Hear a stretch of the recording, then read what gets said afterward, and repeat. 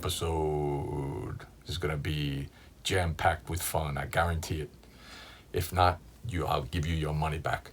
But today we're diving into another visit I took to a Goodwill, this time a local one, not out on the road somewhere. This one was in Hazlet, New Jersey, not too far from where I am right now. And I wasn't even aware that Goodwill was there. I think I was looking for something else, and when you look on the map, sometimes other things pop up, and Goodwill popped up, and I was like, oh shoot. So I went and checked it out. And it was a really good visit. I mean, I grabbed a couple of things I really wanted. Plus, their selection was decent, and there were some other things that I didn't pick up that I wasn't really interested in, but they were like, pretty good like titles to even see, like some Black Sabbath or Metallica, that I'm not used to seeing in Goodwills. And of course, I've been in Goodwills before where I visit that first time and I find stuff and I'm like, holy moly, this is a great Goodwill. And then, of course, you're thinking it's always that way. And the next time you go back, you're like, there's nothing. But we'll see. I haven't been back yet. By the time this video pops up, maybe I will have visited again. But we'll see. Hopefully, maybe, it'll be a little diamond in my local visits or something. I don't know. Does that even make sense? Diamond in my local visits? What the hell am I talking about? I need a book of phrases, I think, before I start shooting these videos and just like look up some stuff. Anyways, let's take a look at what I picked up. From 2010, we have Grace Potter and the Nocturnals and their third album, self-titled Grace Potter and the Nocturnals. If you've seen any of my videos in the past, you may have seen that's like a pet peeve of mine. I can't stand it when bands, into their career release self-titled records. I don't know. Although I did read, before I started filming this video, I did read somewhere that this album was originally going to be called Medicine, which is the name of one of the tracks. And they promoted it as such in interviews and maybe even some ads. But I guess at the last minute, Hollywood Records and the bands decided to name it, self-title it. But there you go. Cool CD. I love when they do this with the CDs where they make it look like a vinyl record. Every now and then you come across one of them, and I always find that really cool. It's just got like a nice aesthetic to it. It just looks kind of really sleek and everything. Really like that. But, pretty good band. This is the only CD I ever had by them. I have a couple of like digital tracks that I picked up in the past. And, kind of like alternative rock. There's a bit of a country kind of sound to some of their songs. She reminds me, or even just the band in general, kind of remind me a little bit of my receipt from Goodwill. No, but they remind me a little bit of kind of like Bonnie Raitt. They kind of have a similar sound to Bonnie Raitt, I think. Lyrics and everything in the booklet there. These were all at Goodwill, all $1.99, which is great. Although there is one thing at the very end that wasn't 99 cents, and we'll get to that. I've listened to this once or twice, and it's pretty good. Some of the tracks on here that I like are Paris, Medicine, like I mentioned, Goodbye Kiss, and One Short Night was another one I really liked. I think Goodbye Kiss was my favorite track. I don't know if that was released as a single or anything, but it sounds like she put out like a solo record. It's been doing more solo stuff lately. It sounds a little bit like the band maybe split up, or maybe they're just on hiatus. It's kind of hard to tell. There's kind of different stuff you're reading online, but pretty good record. I like this one. From 2002, we get the band Sigur Rós and their kind of untitled album, or some people refer to it as the bracket album, or the untitled album, or the parentheses album. It doesn't really have an album, and it's kind of odd because even this is in a slipcase. There's the parentheses, obviously, and you take it out of the slipcase, and there's artwork here, just kind of like this. It's actually interesting. It's kind of on this like, I don't know what this like wax paper almost, it's just kind of like this, kind of looks like weeds or seagrass or something, and there's nothing in the book. It's just these I don't know if you can really tell. Maybe if I do this. It's just a couple of pages of that. There's the only thing on here is like their website on the back, but there's no information or anything anywhere on the CD. And I think I read that there's sort of like 4 different versions of this maybe that were released. If you're not familiar with them, even the CD's got nothing on it, but if you're not familiar with them, kind of like atmospheric. They're from Iceland. It's kind of atmospheric, just really kind of like chill, laid back kind of soundscapes, you know, some songs, a handful of them have lyrics and stuff, but they sing these songs in their like this made up gibberish language called like Hopelandic or something. I don't know if on all their records are, if it's just this one, but I think it's more than just this one. But it's really good. This is the only CD by them that I have. I think I have some digital stuff by them. I remember they had a track in that movie Life Aquatic that I really liked, from a different album, but that maybe was my introduction to the band. And a friend of mine, I remember, really liked this band. I might have borrowed a CD from her and to check him out. Yeah, it's really good. I mean, you know, all the tracks. There's 8 tracks on here, and they're all untitled as well.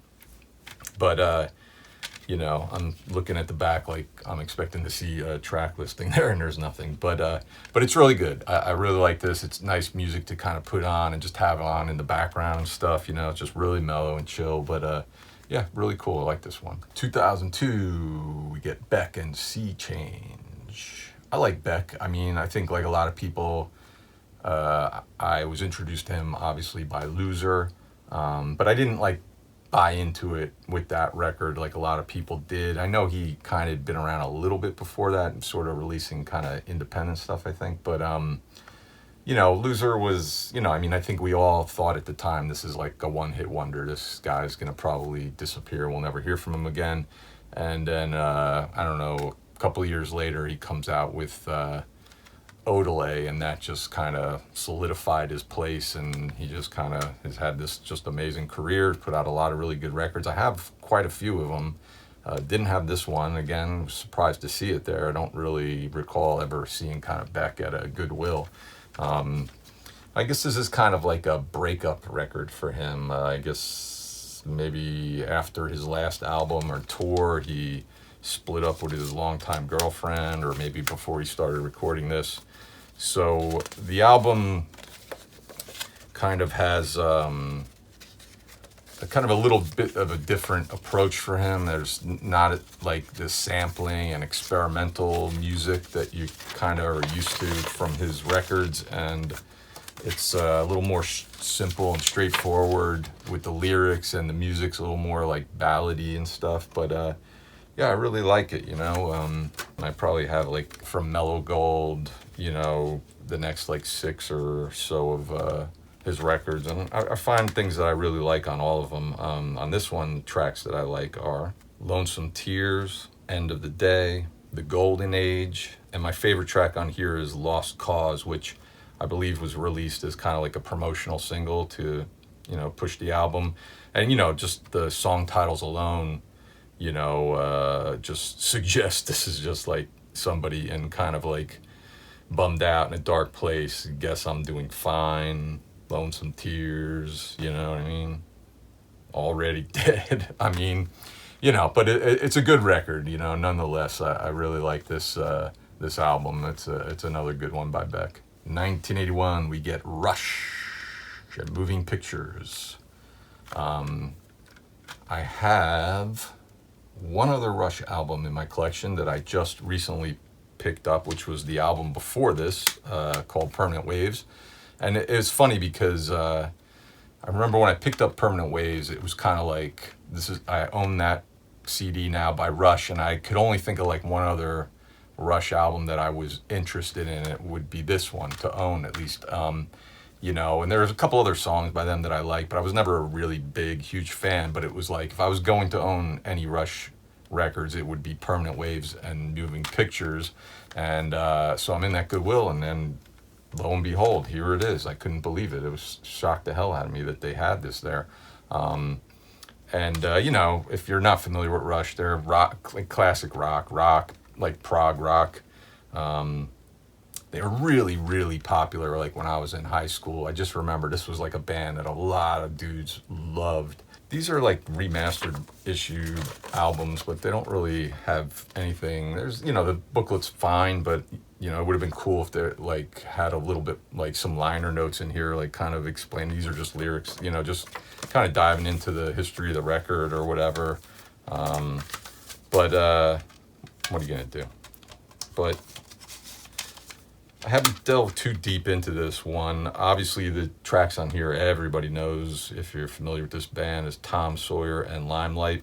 And those songs are both really, really good. I really like those. And kind of, feels like the closest thing to like commercial kind of hits that Rush did were those two for sure, I think. I'm sure there's maybe some Rush fans out there watching who are going to correct me. But yeah, good record. Like I said, I was surprised to find this. This doesn't seem like something you would expect to find in a Goodwill for 99 cents. And from 1975, we get Bruce Springsteen and Born to Run. This is the 30th anniversary box set that was released in 2005.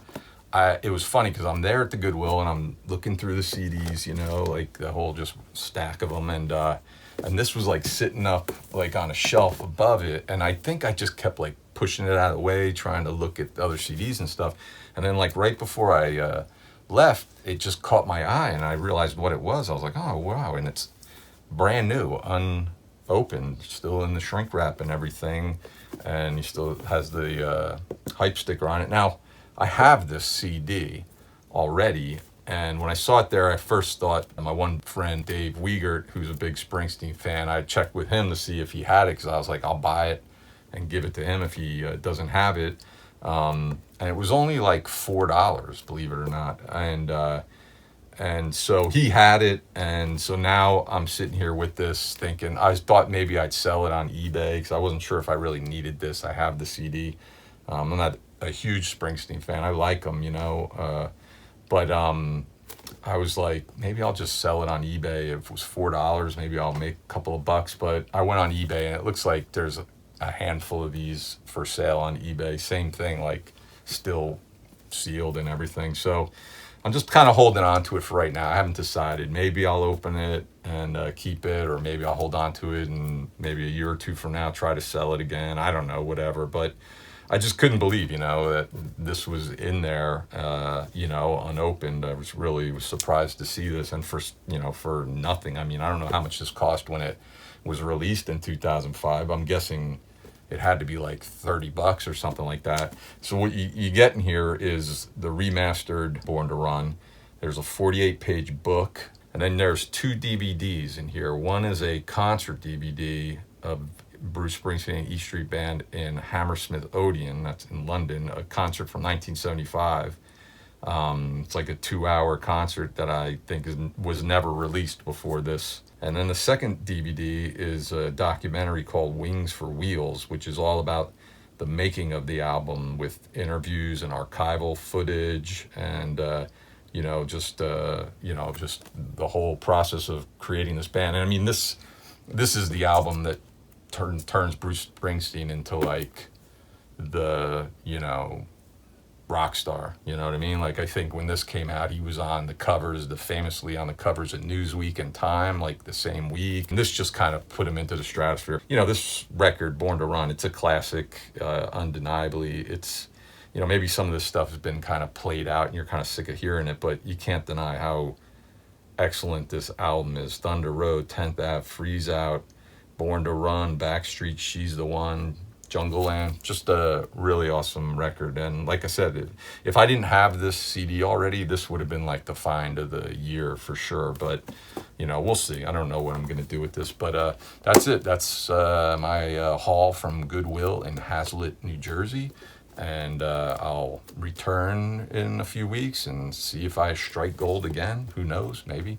But I appreciate you watching. By all means, as always, please let me know if you're familiar with any of these records. Let me know what songs you like on them, etc., etc. Let me know if you think I should sell this or just keep it and open it up. And thanks for watching. We'll see you another time. Take it easy, everybody.